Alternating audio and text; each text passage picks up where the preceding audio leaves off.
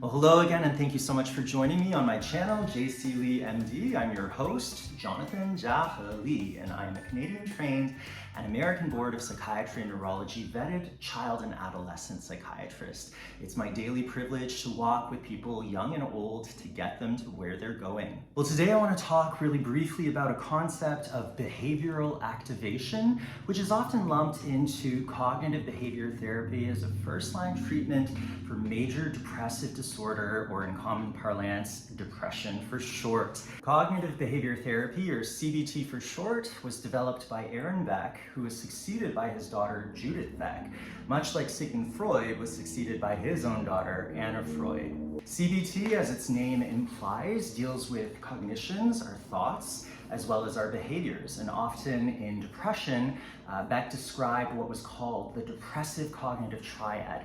This idea of I'm a crummy person, the world is a terrifying place, and things are not going to get better. And he observed these kinds of common automatic or again and again thoughts that seem to populate the minds and the experiences of depressed people in his practice. He also noted a tendency in depressed individuals to really just recede into their own rooms. And there have been multiple theories as to why that might be. A sense of learned helplessness, or the common symptom of anhedonia, that is to say, the lack of pleasure or interest in life. When people become depressed, they stop going to dim sum, they stop going to karaoke bars, they stop going out with their friends, and everything just becomes smaller and smaller and smaller because honestly, it's not as fun to go out anymore. And so what happens over time is, of course, people hole up in their rooms with a tub of ice cream and watch Korean dramas, episodes 1 through 20, a business proposal, hypothetically speaking, and their worlds become objectively more bleak and gray, except of course, if I looked like Ahn Hyosop, my life would not be bleak and gray at all. Now, behavioral activation is that component of CBT that sort of addresses the learned helplessness that we see in people with depression. And again, this is in no way medical advice. This is for informational purposes only. Please do bring this up with your provider, prescriber, or therapist if you have any questions. But in common parlance, behavioral activation really looks at scheduling activities to enhance our sense of either mastery or pleasure. What is mastery? It's that sense of, yeah, I did it. I checked that off the list. I finished my term paper, I studied for my chemistry exam, I got the groceries, I folded my laundry, I cleaned the grout in the bathroom, and on and on and on. Those little bit of dopamine blips that we get throughout the day when we check something off the list, with the folding of our laundry and the making of our bed, and so on and so forth, that often falls by the wayside when we become depressed.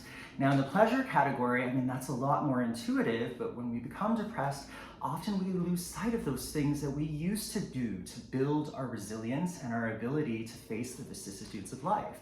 Things like, for instance, going for a walk, or simply going out with our friends on a beach pier to enjoy the sunlight and the sand and just hear the sounds of kids playing, or hobbies that we typically do when we're non-depressed, playing piano, listening to music, going to movies, and so on and so forth. And it is so crucial in our depressed states to be thinking about how we can schedule these activities to create a framework. Often when I see patients who are depressed, they're either on leave from work or they've taken a break off of a semester or so, and the entire structure of their worlds has completely gone to the wayside.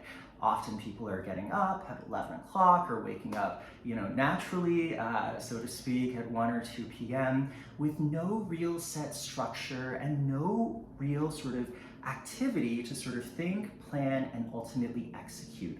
And I think that thinking, planning, and executing loop is so important to get back online. In depression, oftentimes our dorsolateral prefrontal cortices, or this frontalmost part of our brain, the most human part of our brain, that is responsible for our executive functioning. Again, thinking, planning, memory, attention, cognition, that tends to sort of go offline just a little bit. And as we recover from depression, often we start to see things like our memory and our decision-making capacities improve.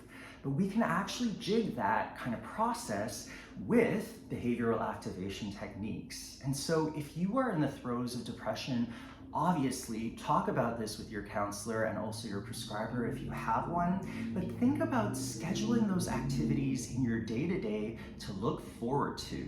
Wednesday, we may feel not so great, but we can look forward to Friday, going to our favorite yoga class.